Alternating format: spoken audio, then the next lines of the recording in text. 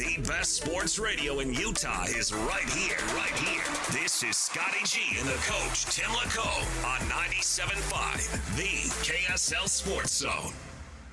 97.5, the KSL Sports Zone. Scott Gerard, it is the coach, Tim LaComb. We do it every day from 10 to 2 as we kick off your noon hour. We'll chat with Greg Barnes from Inside Carolina, get some thoughts from him on Caleb Wilson. So we've talked AJ, we've talked Darren Peterson, we've talked Cam Boozer. Now time to take a closer look at Caleb Wilson, who I think is a dark horse to really mix things up here. Everybody's got him slotted at 4. Everybody's got, the top 4 just kind of slotted right now.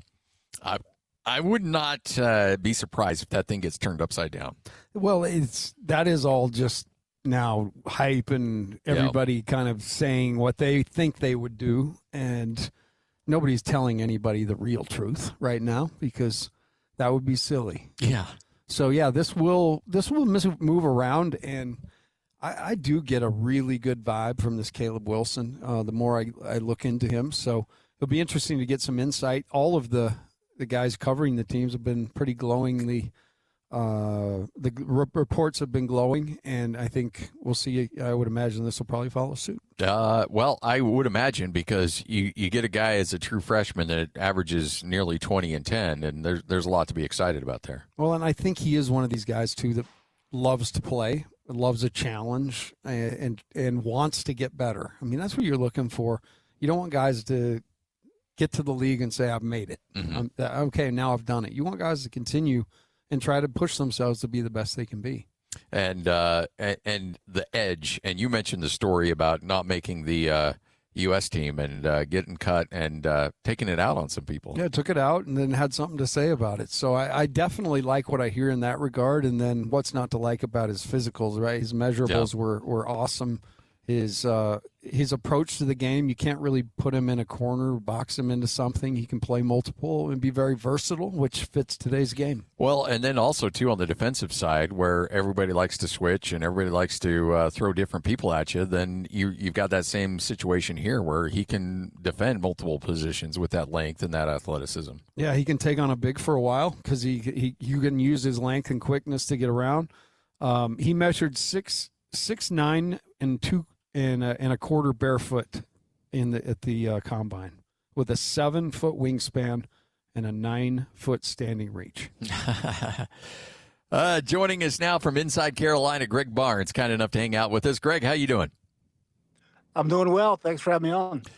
We're fired up because obviously with the Jazz and the number 2 overall pick, you look at these top picks and any one of them I think would be a great fit for the Utah Jazz. But for some reason, everybody kind of has made these slots where, AJ maybe 1, Peterson 2, Boozer 3, and then Caleb Wilson 4. Coach and I both talked to many people that think, hey, Caleb Wilson may be the best player out of all of them and may be the number 1 overall pick. What was your thoughts of him and your evaluation of him in that first year at North Carolina? Well, I agree with that. And I think in terms of potential, he's probably got more of it than anybody. When he came in, we knew that he was a phenomenal athlete, just watching him through the high school ranks, that he had a lot of ability on both ends of the floor. But we really thought that he was going to be raw offensively.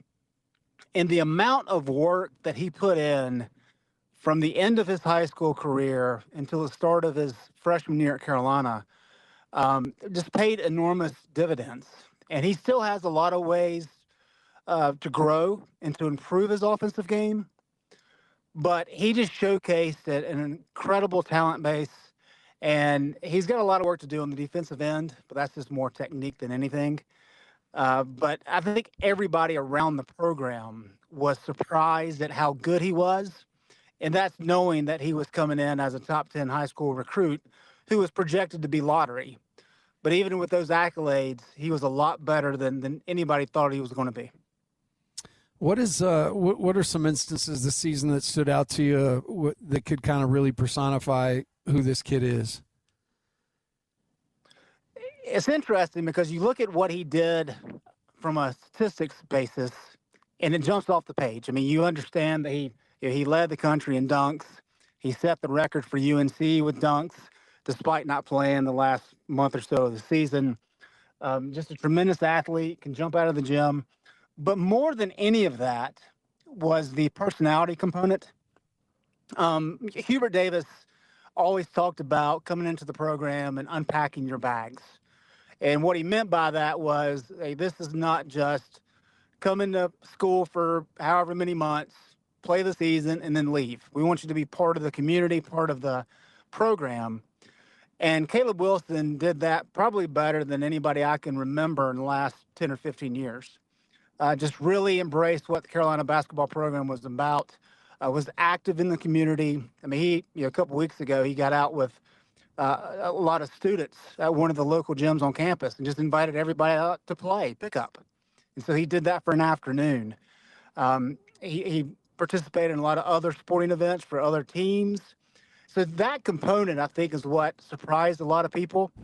And I know he's made some comments at the Combine about how he can impact a team and the surrounding area, and that he did that at Carolina. And he absolutely did. Like the amount of support that he has moving forward from the Carolina fan base, even though he's only in Chapel Hill for 6, 7, 8 months, that's going to be a lasting effect for the fan base and for him in his future. So he brings a lot of those components far beyond what he is like as an actual basketball player. So obviously he looks like a tremendous young man, his personality on and off the court, but he does have an edge to him. And I don't think it was necessarily just joking around with Coach Shrewsbury when he went off against Notre Dame and reminded him, hey, you cut me from that team or that under-18 team last year. It sounds like he's got a long memory when it comes to things like that. He does. And he, obviously with Carolina and the Michael Jordan history, he's talked about that, how Jordan really tried to find the most minuscule detail of something that he could take as a perception of somebody taking a shot at him or being critical. And he has tried to embrace that mindset, and that's a great example there. I think the other one that's pretty obvious, and if people did not watch the first half of the UNC Duke game in Chapel Hill, everybody's seen the Seth Trimble 3 to win the game. But in the first half, North Carolina really had no business being on the court with Duke, except for Caleb Wilson. And he saw that as an opportunity against Cameron Boozer to say, hey, Boozer's getting all this national attention. I deserve the same level of attention. And it's one thing to say that, but it's something else to go out there and prove it. He was the best player by far on the court in the first half. And without him, Carolina's probably down by 20, 25 points because his teammates really didn't show up in the first half. And it was just a phenomenal individual performance. And it speaks to that same mindset of wanting to prove to everybody that he's the best player on the court. You're obviously close in proximity, and you just mentioned Boozer, another guy that's at the top of the list. From your vantage point, what was your take on his season this year at Duke? Boozer reminds me a lot of, and granted, he's more skilled than Tyler Hansbrough. But Tyler Hansbrough was like the ultimate college player. And he was a 4-time first-team All-America. And Boozer, when he came into Duke, he was so well-polished and so talented that he was clearly, I think, the best player in college basketball at that level last year. I think the question with Boozer was always, okay, so he can do this against college-level competition. How is it going to translate to the pro game? And somebody said the other day, and I think this is pretty accurate, he has the highest floor of probably anybody in the draft. And that's not intended as a slight, because he's incredibly talented. But he's not the athletic type that can play above the rim. And I do wonder when he goes against guys that are a little bit bigger than him and more athletic, what challenge that will present to him. And so from that standpoint, that's why I think, while he was undoubtedly the best player in college, I don't know that he's, I keep hearing him being talked about as a top 5 pick. I don't see it, but I think clearly he's top 10. But I think Wilson has more upside than what Boozer does. When you look at the ability, we talk about his offensive ability and him going off in that game against Duke. Talk about him as a defender and what he can help out a team at the NBA level on the defensive side of the court. Yeah, I think that's where he has the most growth potential because there were times when he was locked in because of his height and his length and his athleticism. He could be really good. And he was a great off-ball defender. So if he needed to slide over and get a block or anything like that, he was very effective. The problem was that when he was tasked with guarding somebody on the block, he just wasn't where he needed to be technically. And so sometimes that was a deficiency. And one of the weird things about Carolina last year, there's a handful of them, but defensively, once they got into ACC play, they were really poor. And part of that was because Wilson at times would just kind of go through the motions. And when he actually got hurt later in the year, they brought in Jaron Stevenson, who was an older player and played at Alabama, and they actually got better defensively pretty quick. And I think that just kind of speaks to the fact that Stevenson, because he was an older player, was able to do the little things, the details, better than Caleb. So I think he has a lot of potential on that side, and he certainly cares. But technically, he's got a lot of room to grow on that front. You mentioned Hubert Davis earlier, who was relieved of his duties, and a whole new approach and regime in Mike Malone. Your thoughts on that and how things are going so far? It's certainly been a change.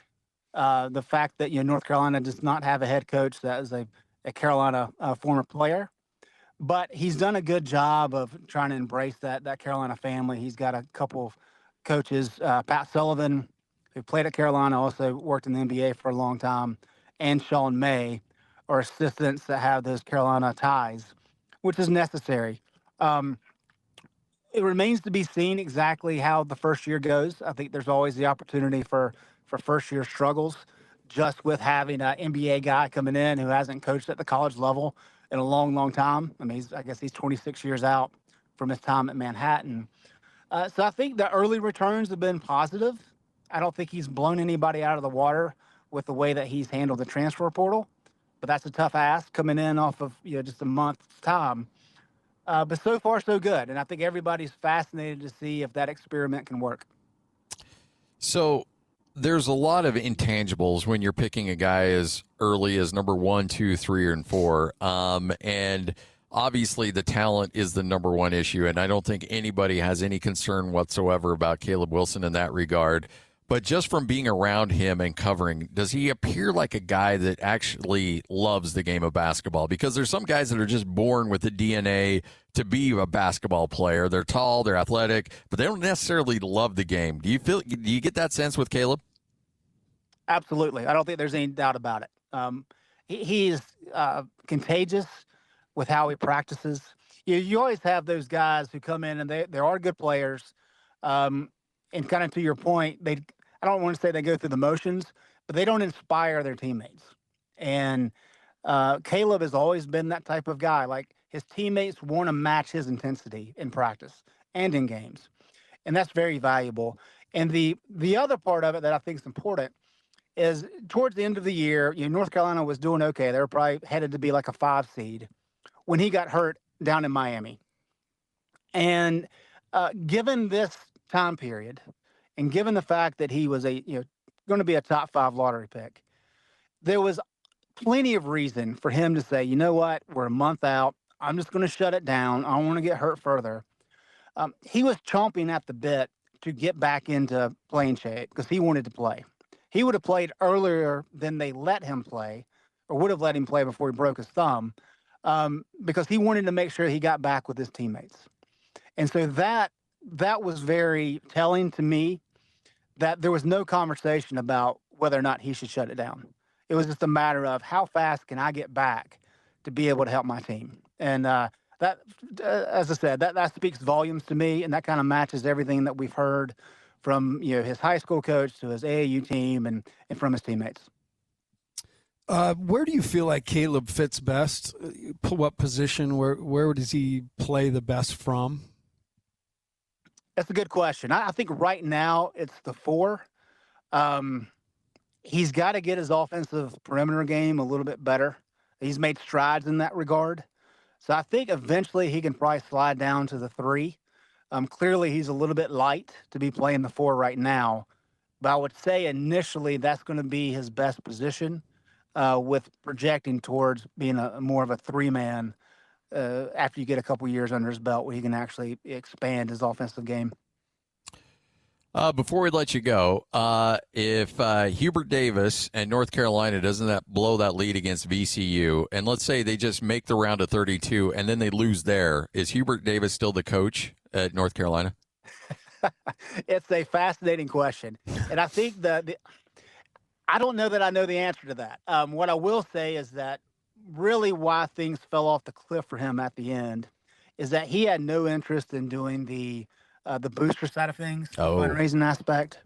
And there was just a lot of big money guys who did not like the fact that there was an expectation for money to be there without there being a lot of reciprocal work involved. And so whether it was going to be this year or next year, I do think his days were likely numbered. And I think just the way things ended with, not just the VCU game, but the Clemson game and the ACC tournament quarterfinals was pretty bad in a similar light. So I think those 2 games in a row really kind of pulled the plug. Well, we appreciate it. Should be a fun one. And if he ends up here in Salt Lake City, I'd be a huge fan of what he brings to the table and what he can bring to the Utah Jazz. So it'll be fun to see how it plays out. And if he does, we'd love to get you back on. So we appreciate your time.